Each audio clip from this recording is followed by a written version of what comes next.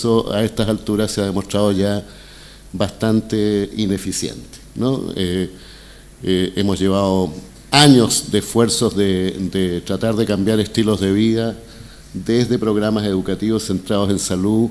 Los resultados yo diría que son muy pobres. Y la realidad chilena no es distinta a la del resto del mundo.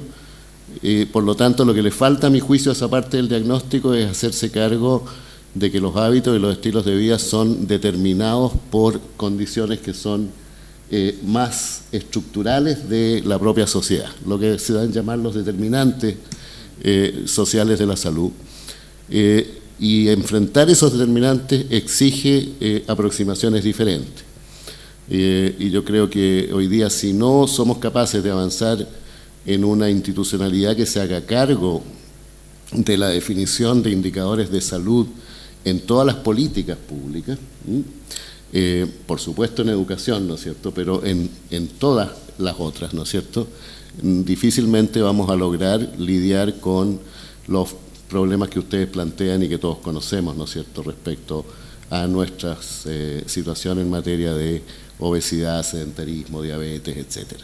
Y de un componente fundamental, que es el otro aporte que yo creo que la gente, Marmot y otros que han trabajado el tema de los determinantes sociales han hecho, que es el aporte de que la desigualdad en la distribución de estos riesgos es expresión de la desigualdad de la sociedad, y la desigualdad enferma en sí mismo, es un factor de riesgo en sí mismo. O sea, hay una proporción de la varianza de riesgos entre las personas que están arriba en la jerarquía social y las que están abajo, que solo se explica por eso, ¿ya? No se explica porque fumen más ni porque sean más sedentarios, ¿ya? Entonces, esa parte es extraordinariamente importante, y mientras no lo abordemos así, me parece que no nos va a ir mal. Por lo demás, es la recomendación hoy día en boga en el concierto internacional. Al diagnóstico, algunas observaciones. Si bien nos ha ido re bien en materias infantiles, yo siempre paso el aviso: la mortalidad infantil en Chile está estancada desde hace ya varios años, ¿eh? Y somos la cola de la OCDE, y eso creo que se puede bajar, pero eso exige una gestión intencionada de ese indicador que hoy no lo estamos haciendo, ¿no? Que exige ir a ver niño por niño de qué se mueren y corregir efectivamente esas condiciones. Eso se puede hacer, lo hacen otros países con los que a veces nos comparamos en esta materia, Cuba, por ejemplo, y tienen resultados que les permiten estar más abajo que nosotros en ese tipo de indicadores, y creo que no es bueno que sigamos ciegos a esa situación. En términos de otros componentes, particularmente los que tienen ligazón con hábitos, hacer énfasis en el tema del alcohol en Chile, ¿no? No nos olvidamos, el Ministerio de Salud hizo el último estudio de carga de enfermedad en Chile, y en ese estudio de carga de enfermedad, o sea, de la mezcla de muertes y discapacidades ajustadas, digamos,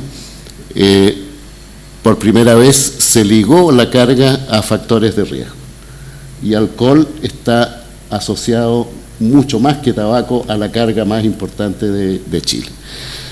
Sin embargo, no tenemos la misma actitud del punto de vista de la regulación, y particularmente de aquellas medidas que sabemos tienen más impacto en el consumo excesivo de alcohol en Chile y en todas partes, que tienen que ver con el precio y con el acceso a este commodity, como lo hemos tratado, y ese es el error. Yo creo que lo hemos tratado como cualquier commodity en los acuerdos internacionales, y la verdad es que no es un commodity cualquiera. No es fácil, por supuesto, hacerlo. Eso respecto al diagnóstico.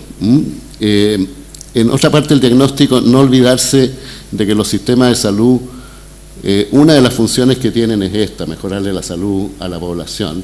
La otra que tienen es mejorarle las expectativas a la gente que no son médicas, esto es, que te atiendan bien y te traten bien, para decirlo muy resumidamente, y la otra es protegerte el bolsillo. Entonces, la de la salud pública la dejamos bastante afuera, y es una cosa muy importante, y ahí los estados son insustituibles, ¿no?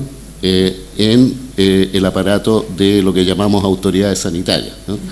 y eso siempre lo dejamos fuera de los sistemas, y creo que Chile es un ejemplo de un área en que necesita de un fortalecimiento sin duda alguna, ¿eh? Tenemos autoridades sanitarias muy débiles, en las regiones todavía son debilísimas. A mí me tocó implementar la ley que separó las funciones de provisión de las funciones de autoridad sanitaria, y lo hicimos a cero costo, ¿eh? Eso significó que en todo el país de repente nos peleábamos la mitad de una enfermera, digamos, se quedaba en los servicios, se quedaba. Y eso es una situación que sigue así. En buena medida hay que diagnosticar las falencias y hay que fortalecer eso, porque esa es la inteligencia de salud del sistema. Toda esta regulación que queremos, todas estas evaluaciones de tecnología, estas regulaciones de costo-efectividad, ¿quién las hace? Las hace esa inteligencia sanitaria, ¿eh? Y eso, mientras no lo tengamos, va a ser difícil avanzar en eso. Ahora, en las propuestas, yo ya planteé lo de salud en todas las políticas, no voy a insistir más en eso, no es fácil hacerlo, pero creo que tiene que ser una institucionalidad que no tiene que estar en salud, ¿eh? Se me ocurre que el Ministerio de Desarrollo Social es un buen lugar, ¿no es cierto?, pero tiene que ser algo permanente, no una reunión de ministros de vez en cuando. El tema de tabaco y alcohol creo que hay que estudiar con intencionalidad de verdad el tema impositivo en alcohol. Sé que es difícil, sé que vienen los problemas de los acuerdos internacionales de comercio, sé que viene la competencia de nuestros productores con los productores extranjeros, etcétera, pero si no lo abordamos no vamos a ser efectivos en eso. Dos prioridades intersectoriales. Una, ya hablaron mucho en educación y yo realmente no puedo sino alegrarme: infancia y ancianidad, ¿no? En infancia temprana, mucho Chile crece contigo, eso no me cabe duda, y ojalá prolongarlo a través de la vida escolar. Nosotros tenemos ahí una institucionalidad privilegiada para eso, que podría adaptarse, que es la Junta Nacional de Auxilio Escolar y Becas, y creo que uno podría acompañar el esfuerzo de protección social de la infancia hacia el nivel escolar con toda esta aprendizaje intersectorial que tenemos en lo que hemos andado en el plano de la infancia temprana y de lo preescolar.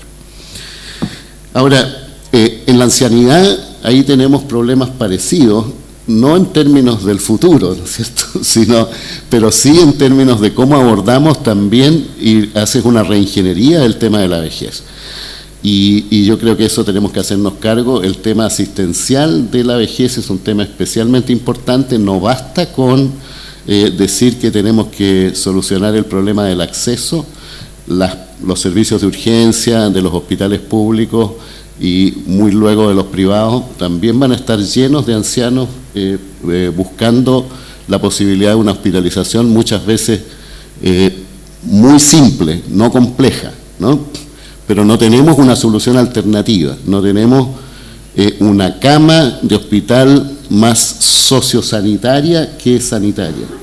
Esa cama, que no tiene por qué estar en un gran hospital, puede estar alrededor de la atención primaria de salud y podría solucionar este problema del anciano o anciana que está hospitalizado en una silla o en una camilla, en un hospital o en un servicio de urgencia, y que nadie se atreve a mandarlo a la casa porque no tiene condiciones para que le completen un tratamiento de una neumonía o algo.